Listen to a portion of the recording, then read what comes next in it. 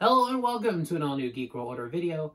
Randy here, and today we are continuing our look into the Disney Plus series X-Men 97, the continuation of the original X-Men animated series. We're going to talk about episode 2 today. Mutant Liberation Begins. And so we start off, of course, with the amazing intro that is always X-Men the animated series. And there is a little change to the intro. Magneto has been put into the intro in where originally Professor X was at the beginning of the introductory pieces of the X-Men.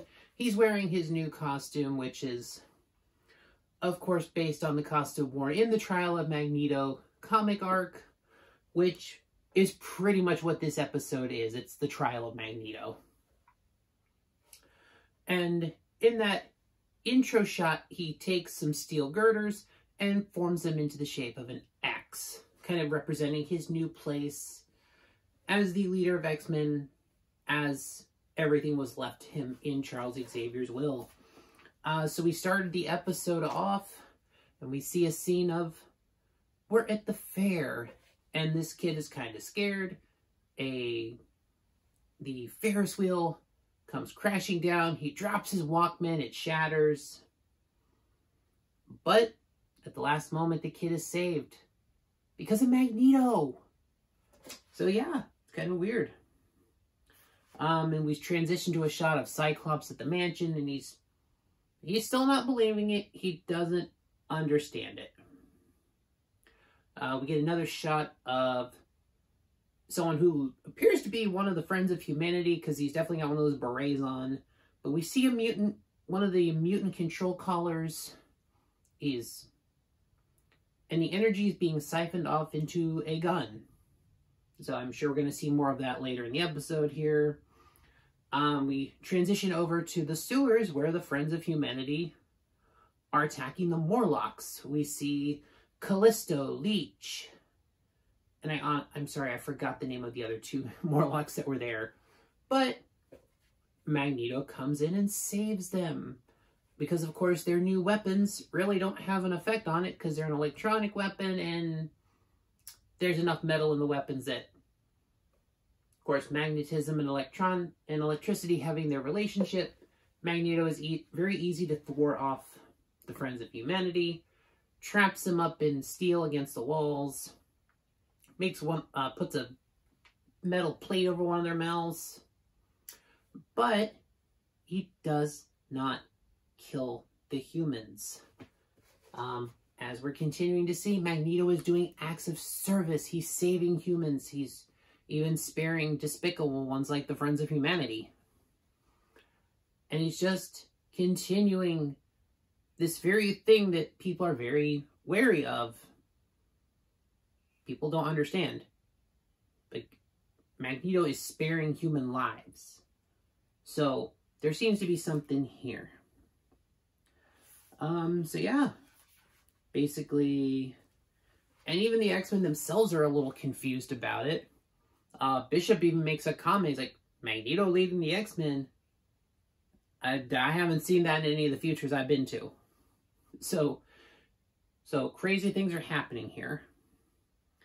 But yeah. So we learned that Magneto has made accommodations for the Morlocks to be sent to Genosha, the mutant-friendly island. So that's kind of a mutant habitat here. And he kind of chides the X-Men. He kind of rebukes them. He's like, why is this something that, with all the money and resources Xavier had, why isn't this something that we've done before? Hey, so that's something that's gonna change here. Now, Magneto gives this spiel about kind of going on and living up to Charles's legacy and continuing the work he created in the hopes of mutant-human coexistence. Magneto cannot even say the word. It's just the there's like a disdain when he says coexistence. Like, he struggles to say it. Like, we can tell he's still Magneto, and clearly he's trying to change, but he's just having trouble letting go of it. But yeah, Cyclops is very skeptical of it. He's really questioning his motives. He even wants Jean to probe his mind, but Jean's like, really, that's not gonna work, you know, because as far as we know, Magneto could actually believe what he's saying.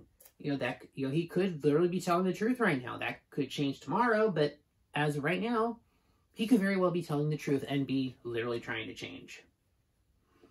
So yeah.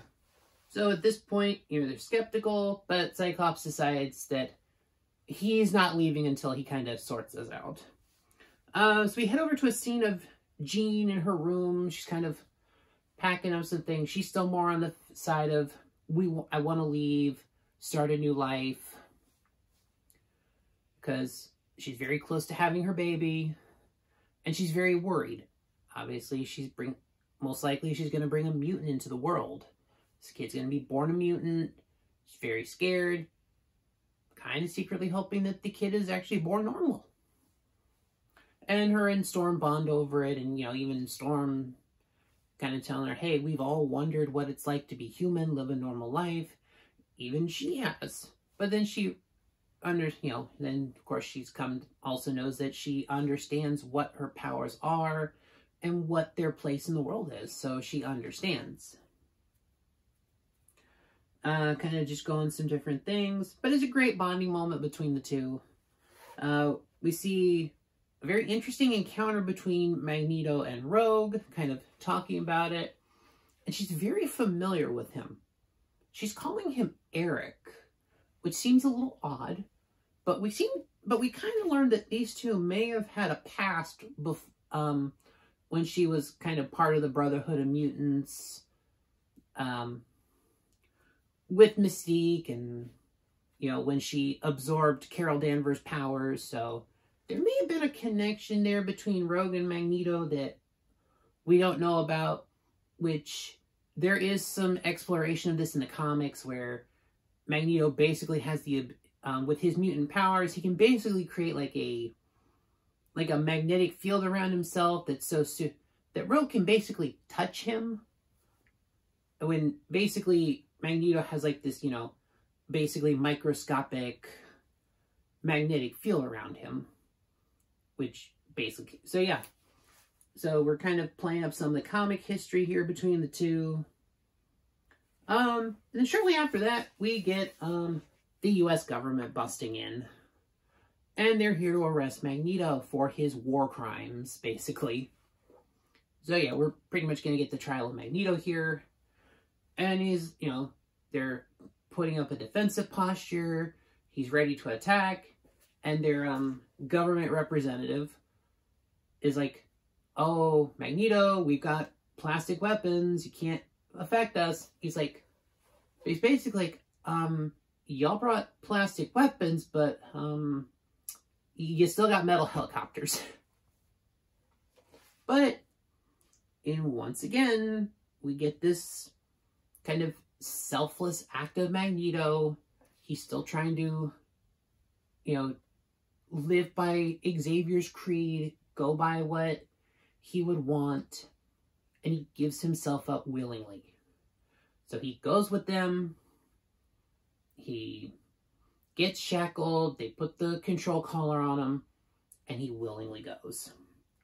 So, of course, we go probably a few days later here. Magneto is on trial at the UN. They've given him a platform. There are very heavy protests.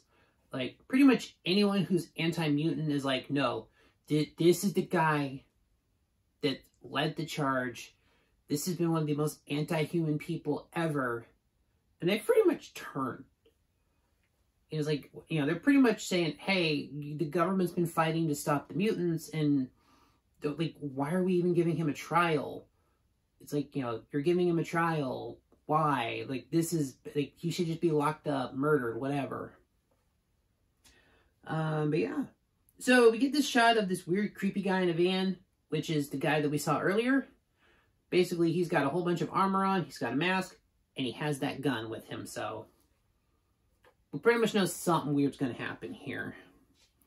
But yeah, basically we get to the Magneto part of the trial. He's giving his testimony, he's talking about his past, because we know, especially when this story was set, Magneto has seen a lot. He is a survivor of the Holocaust. And then a double persecution, because then he's persecuted for being a mutant afterwards. And it's all of these things, and he kind of has an understandable point of where his point of view is coming from, but he's still trying to, you know, lament that fact that he is now taking up Xavier's vision, trying to champion that cause.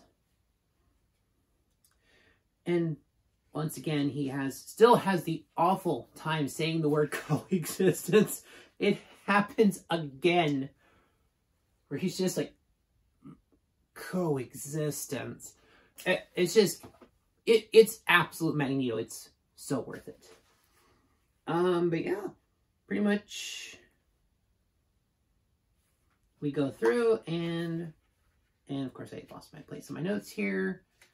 But yeah, pretty much things start to escalate insanely, and the protesters eventually break through the line, and pretty much they start to attack. But we do cut over to the X-Mansion, where Wolverine, he's just kind of sitting on the couch, chilling with a beer, watching some TV. And then he's like, oh, okay, yeah, things are getting crazy.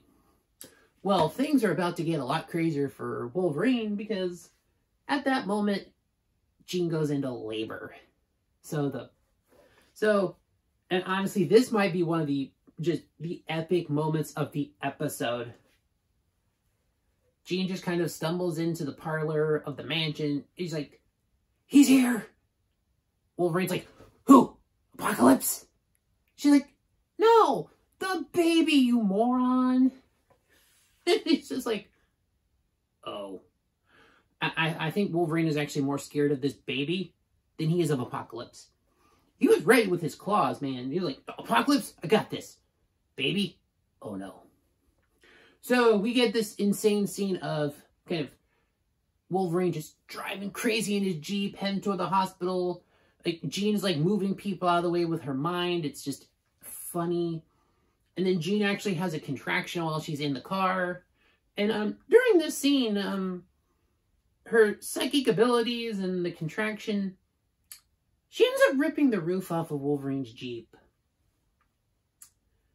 And I'm just wondering if that's just a little full circle moment, and maybe just a little revenge for, in Night of the Sentinels, where after the botched mission against the Sentinels, Wolverine, leaves. Before he does, he slices the roof off of Scott's car, and as he's leaving, he tells Jean, tell Cyclops I made him a convertible. So, I wonder if that's a little callback to that, maybe just a little bit of revenge on Jean's part. So yeah, pretty much we go back and forth. So we get the Executioner comes in, and he's fairly quick to dispatch the X-Men. He kind of knows what their powers are. He takes Beast out very quickly. He slaps a collar on Bishop so he can just shoot him in the back, and so Bishop doesn't absorb his powers. He has a fight with Scott. He has a staff that he just shoves, that he throws right into Cyclops' visor, because he knows that's going to take him out pretty easily, and yeah, kind of beats the crap out of him. Then Morph comes in, because we get some nice little cameo appearances with, and I'm guessing a lot of our cameo appearances are going to be, what does Morph turn into?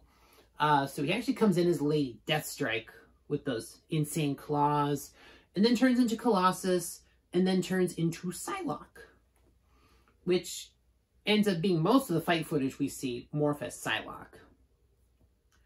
And then also in the middle of the battle, Jean reaches out to Cyclops telepathically, and she's like, hey, the baby's here. So, in the middle of the fight, they have Rogue fly him over to the hospital, which is cool, because we get to see Storm just take over. She takes command, because she is second in command of the X-Men after Cyclops.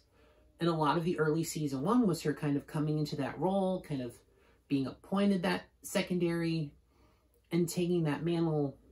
And she just like bosses them around because she's like, no, take the collar off Magneto, put guards here, here, here, boom. No, she's taking control because she knows like, yeah, he's on trial, but we're going to need him.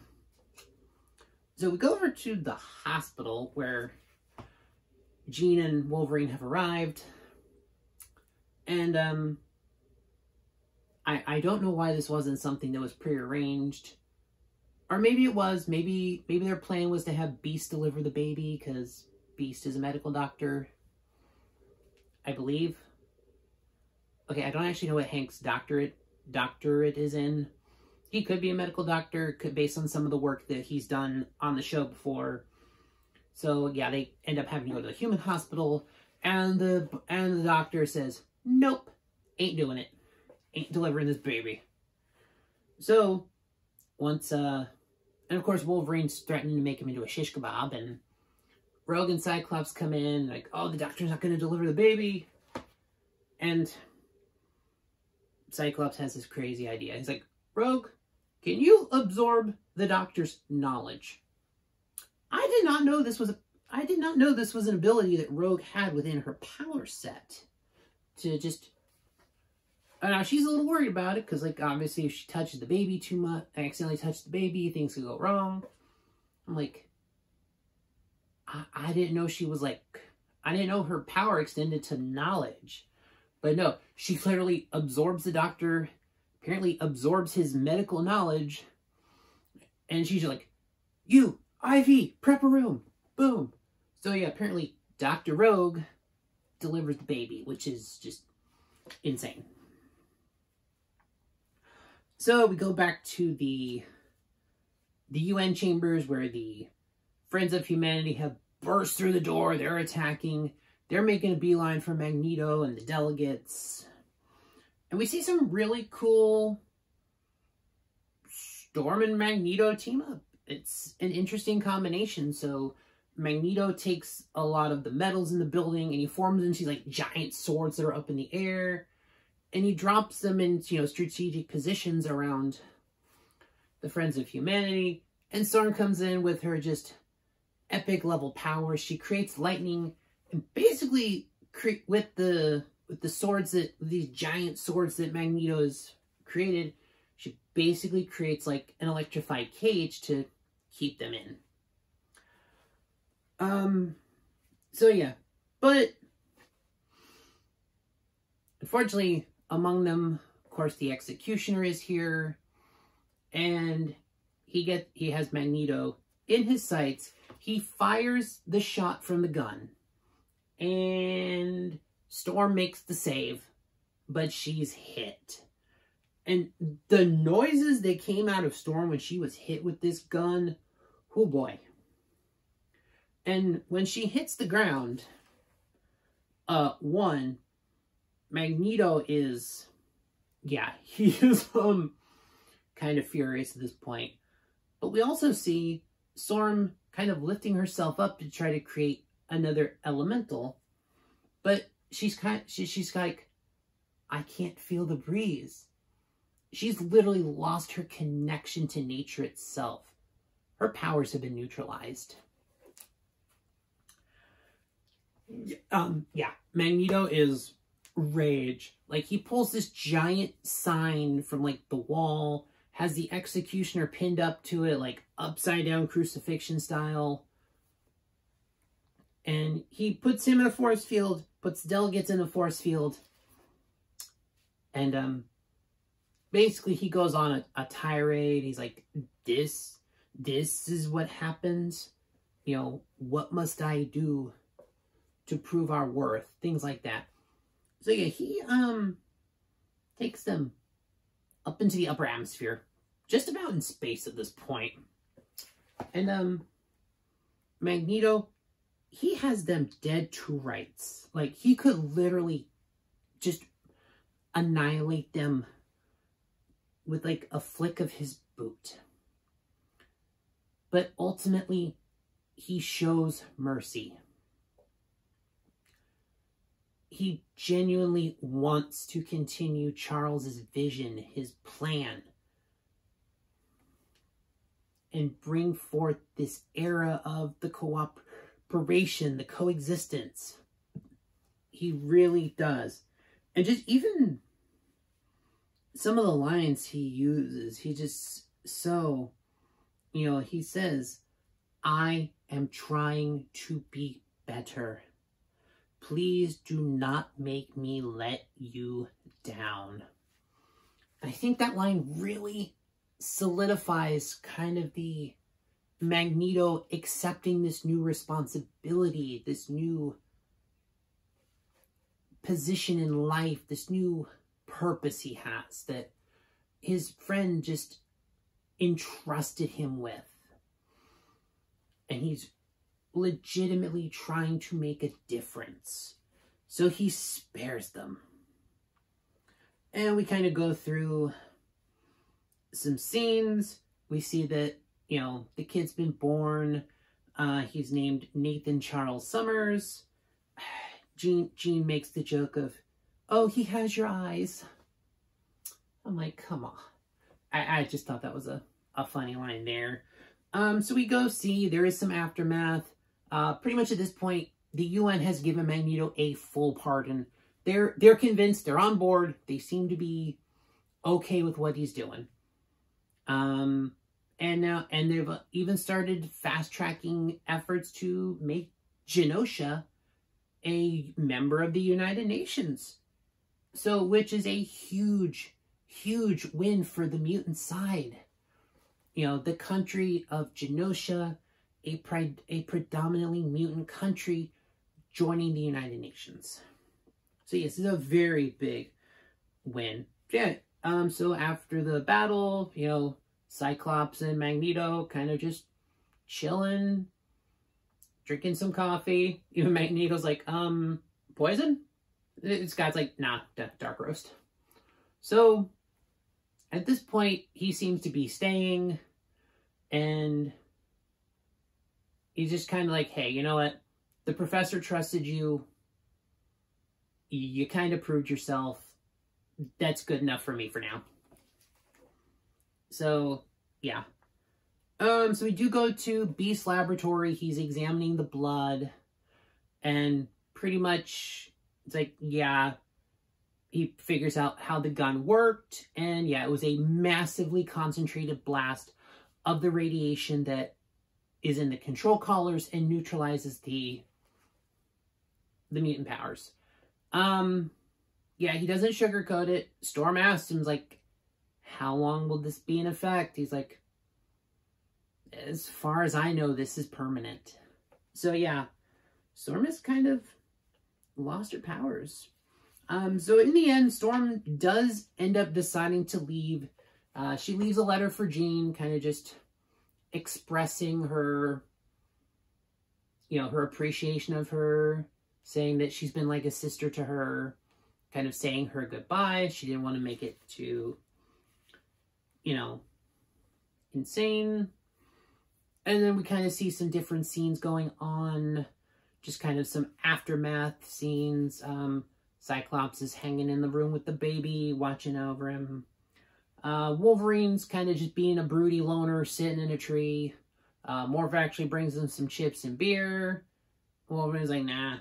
And Morph just turns into Sabretooth and they just start fighting. So, that's one way. So we do see another scene of Rogue and Magneto. They are a little closer. This time she actually takes the glove off and they touch hands. And then we see her walk out of Magneto's room. But Gambit is in the hall and he's not liking what he sees. And he has a card in his hand that he drops. It's the Queen of Hearts. I'm wondering if there might be some symbology behind that with the choice of card. Rogue's, he considers Rogue to be his queen, so maybe there's a symbology with that card. So we'll kind of see where that storyline goes in the future. But yeah. And then we see Storm getting on the bus, leaving town. And then we wrap up in the parlor of the mansion where Jean is finished reading the letter, you know, and Morph's kind of like, you know, hey, you know, maybe this is just a temporary thing. Maybe she'll come to her senses. Maybe we'll just see her walk through the door right now. And then, literally, as he goes, there's a knock on the door. Morph opens the door, and it's Jean? Question mark? And she's like, I need the X-Men, and collapses into Morph's arms. Yeah, so that is the second episode of the season. So much going on. Got so much set up. And I'm just assuming, you know, obviously the next episode is just gonna go from there, play on that. We've pretty much got the setup for the next episode. Much like the end of the first episode set up for this episode. So we've got some setup for the next episode here. But that'll do it for this one, guys. This has been our kind of over review and kind of recap of X-Men 97, Season 1, Episode 2, Mutant Liberation Begins. Thank you for watching the video. If you made it this far, please subscribe to the channel, like the video, leave a comment with your thoughts on the episode, share the video, all those things that help the algorithms, and I'll see y'all in the next one.